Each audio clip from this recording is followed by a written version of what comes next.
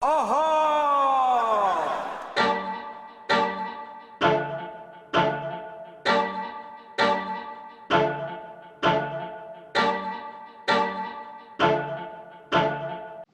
we made it there and back to Bingley Hall. Hopefully you enjoyed the last video of our trip there. Really enjoyed it. So pleased with the way the car got there and back. Unlike me, I didn't buy anything apart from an ice cream, but I suppose one good bit of news is that my free workbench arrived for my garage clear out. Weighs an absolute ton. Fits in this gap really nicely. Yeah, big steel base, steel doors and a super thick worktop with a couple of plugs on the back. Come with the vice and the bench grinder. I've already started putting stuff on it.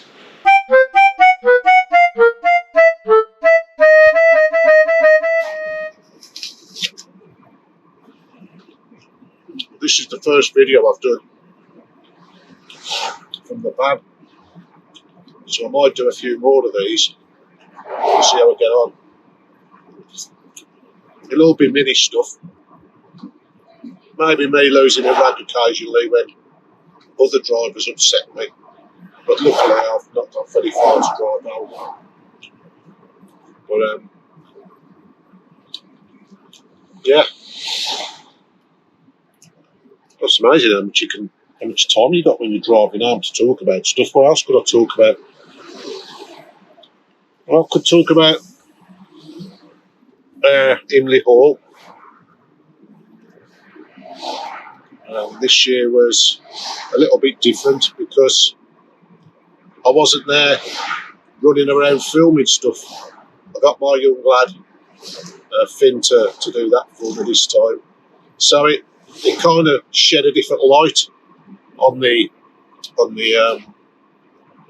show for me. I probably enjoyed it more because I was probably a little bit more relaxed by not filming.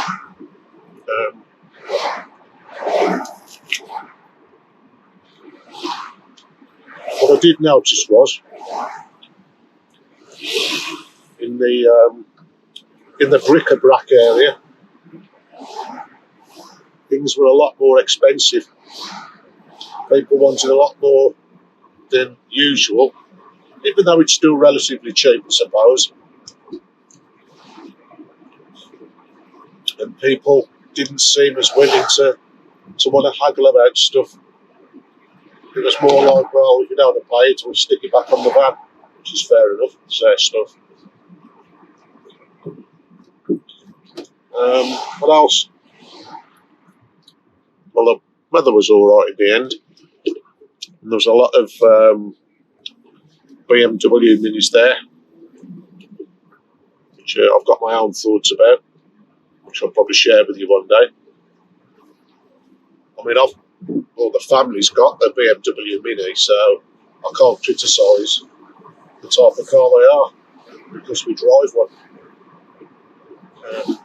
But there's a lot there. I'm going to do a bit of a head count, I think, just to see what the split was between classic minis and BMW minis, just to see where we are with it. But the show wouldn't exist without them, I don't think.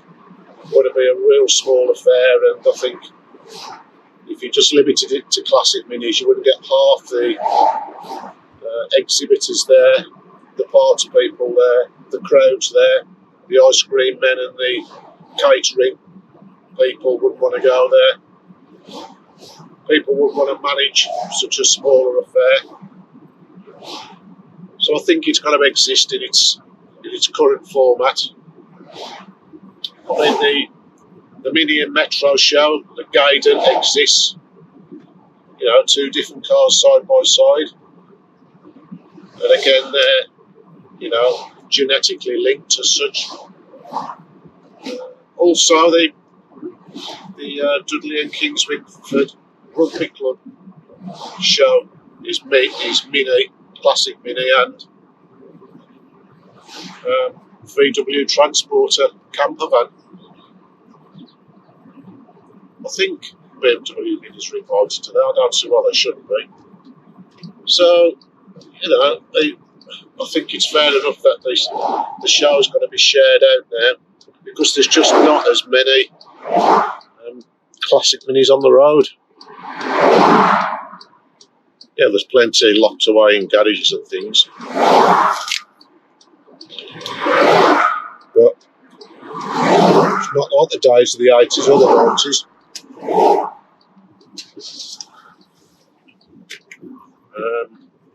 I mean, we went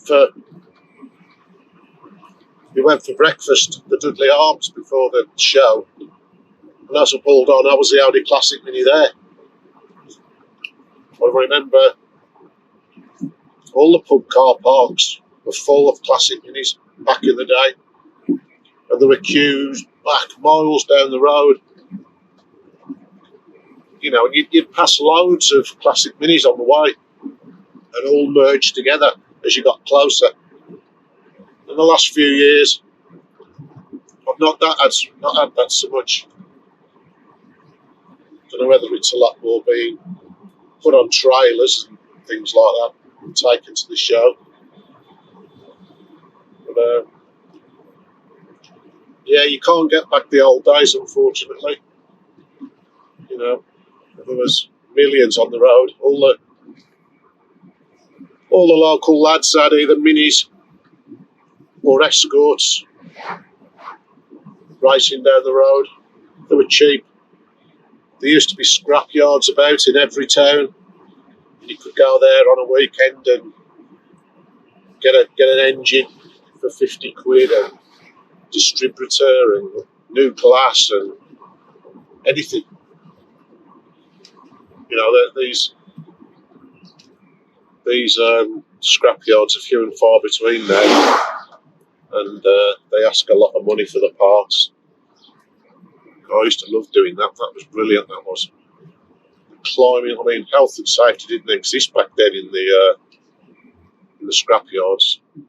These cars would just be stacks of 6 high, and the one you wanted was on the top, and you'd climb like a monkey. It never bothered me. All the way up, with your spanners and your screwdrivers and things, and you'd be there trying to get the part off. But yeah, I'm just glad the mini shows exist, and like I say, I enjoyed this year's. We've got a couple coming up in June in a couple of weeks. First of all, I think it's on the 8th, we've got the Mini and Metro show at Gaydon. I like Gaydon. Gets a bit boring after a while, I suppose, when you've been there about 6 times. It's only times you can go around the museum. Plus, there's no bric-a-brac there at all.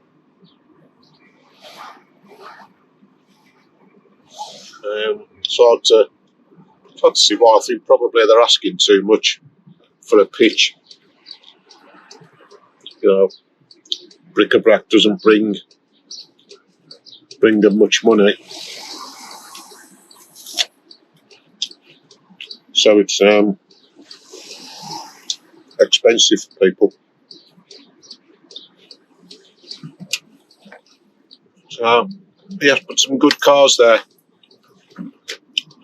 And the other weird one is the one at Kings Winford Dudley Rugby Club with the VW.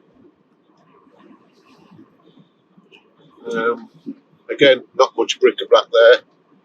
You know, there's lucky if you get a burger stand, somebody to do coffee, but they have got facilities on site with the rugby club, so you can get food there, I suppose. But I enjoy both of them. You know, they don't have to be, you know, all huge affairs. So yeah, good day. Bit of waffle. Sorry about that. No, I don't apologise because I like waffling. Just got home. Try and miss the other BMW Mini on the drive as I'm reversing.